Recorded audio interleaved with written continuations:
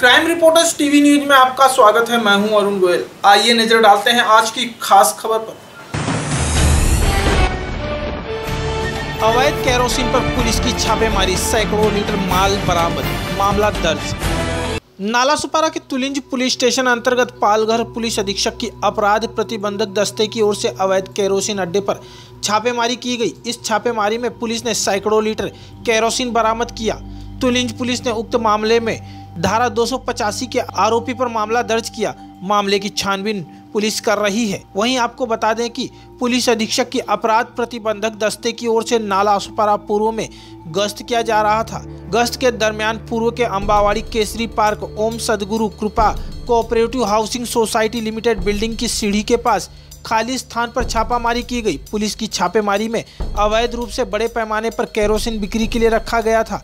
Police ने उक्त मामले में प्रेम शंकर जायसवाल को गिरफ्तार किया है। पुलिस के अनुसार केरोसिन एक ज्वलनशील पदार्थ है। आग लगने से रहवासी क्षेत्र में धन और जन की हानि हो सकती है। पुलिस ने बताया कि अवैध रूप से रखी गई 21,000 रुपये मूल्य की 295 लीटर केरोसिन बरामद की गई है। या ठिकाणी मी पक्ष महाराष्ट्र नवनिर्माण सेना नालासोपारा विद्यार्थी सेना शहर अध्यक्ष मनसेमधून आम्ही इथून जात होतो, तर ह्या रस्त्यावरती एक रॉकेलचा पूर्ण गाडी मोठं टँकर उभं होतं।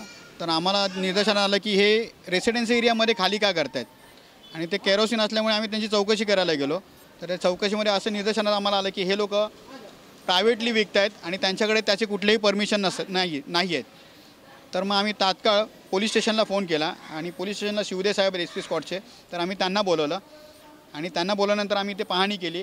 तर पाहणीमध्ये आम्हाला पण माझ्या निदर्शन पण असं आलं की घरामध्ये बिल्डिंगमध्ये रेसिडेन्सीमध्ये एक स्पेस आहे आणि त्याच्या घरामध्ये त्याने रॉकेलचा साठा एवढा ठेवलेला आहे की तो नियमाबाहेर आहे। आणि असा एक साठा ठेवलेला कॅन 400 लिटरचा आहे, 400 लिटरचा ड्रम आहे, तो असा ओपन ठेवला आहे त्याच्यामध्ये रॉकेल टाकून ती कधीही त्या बिल्डिंगचा स्फोट होईल जर कुठे अपचरित घडलं तर ही सगळी परिस्थिती होत असून आणि त्यांनी आम्हाला सांगितलं की त्याचं परमिशन आहे। तर मी त्याला म्हटलं परमिशन असेल तर मला ते परमिशन तुम्ही द्या, पण त्यांनी ते काही परमिशन आम्हाला दाखवलं नाही। आणि नंतर मग पोलिसांना बोलल्यानंतर पोलीस येऊन पोलिसांनी साठा जप्त करून तुमच्यासमोर ठेवलेला आहे इथे आणि ती गाडी पोलीस स्टेशनला त्यांनी गालानगरच्या बीटवरती नेलेली आहे आणि पुढे आम्हाला सांगितलं की आम्ही कारवाई करू, पण त्यावरती आमचंही लक्ष महाराष्ट्र निर्माण सेनेचं सातत्याने असेल। हो 100% यावर आम्ही तर कारवाई करायला सांगणार, कारण की कुठेही रेसिडेन्सीमध्ये असं रॉकेल विकणं म्हणजे गुन्हा आहे। आणि त्या आजूबाजूला बिल्डिंगच्या बाजूला एक क्रिस्टराज हायस्कूल आणि ती शाळा आहे, लहान मुलांची आहे, प्ले ग्रुप आहे त्याच्यामध्ये आणि नर्सरी आहे आणि सिनियरचे ज्युनियर सिनियर आहे। तर तिथून येणारे जाणारे पण लहान मुलं पॅरेंट्स असतात।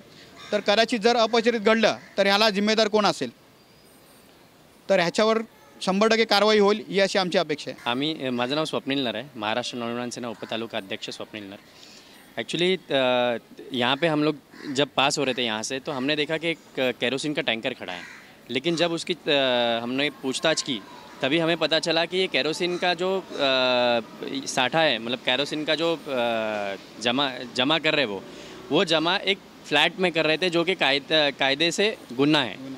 अगर वो स्फोटक पदार्थ है, अगर वो ज्वलंत पदार्थ है, अगर वो जल गया और स्फोट हो गया तो उसकी सारी जवाबदारी किसकी रहेगी, ये हमने पूछने के लिए वो टैंकर वाले को पकड़ा। तो टैंकर वाला बोलता है ये सब लीगल है। जब उसकी और हम लोग ने डीपली चौकशी किया, उससे पूछताछ की, तभी हमें मालूम पड़ा कि ये सारा मामला जो है वो इल्लीगल है और रास्ते पे खड़े रह के कोई भी टैंकर वाला केरोसिन बेच नहीं सकता है और ये कायदे से सरासर गुनाह है। हमारा ऐसा अंदाज़ है ये काफ़ी सालों से चल रहा है और सोसाइटी वालों ने भी काफ़ी बार महानगर पालिका को तकरार किया है कि नीचे का जो माला है और 5वां माला जो है वो इल्लीगल है। लेकिन शायद महानगर पालिका के काफ़ी अधिकारी बिल्डर लॉबी के साथ में हाथ मिला के ये सब बिल्डर लॉबी को एक तरफ करते हैं और उनको सेफ करते हैं। तो इसके लिए बहुत बार सोसाइटी वालों ने भी तकरार की है और केरोसिन के बारे में भी सोसाइटी वालों ने फ़ोन पे बिल्डर को भी तकरार की है कि भाई ये केरोसिन का ऐसा इल्लीगल जो जमा हुआ है वो किया जाता है, वो तुरंत इनको खाली करो और 5वां माला तोड़ दो। लेकिन बिल्डर का फ़ायदा होने के कारण बिल्डर ने इस पर ध्यान नहीं दिया हुआ है। माझं नाव आहे दिलीप यश चव्हाण आहे। मी सद्गुरू कृपामध्ये रूम नंबर 103 मध्ये पहिल्या माळ्यावरती राहतो।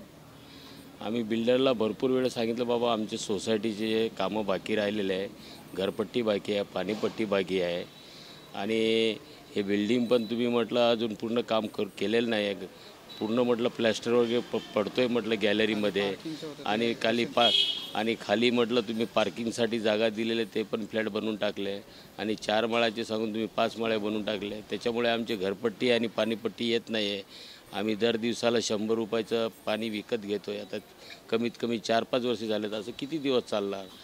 आमची सोसायटीवाले मिळून मिटिंग घेतो, 6 महिन्यानंतर 6 महिन्याचं टाकून देतो.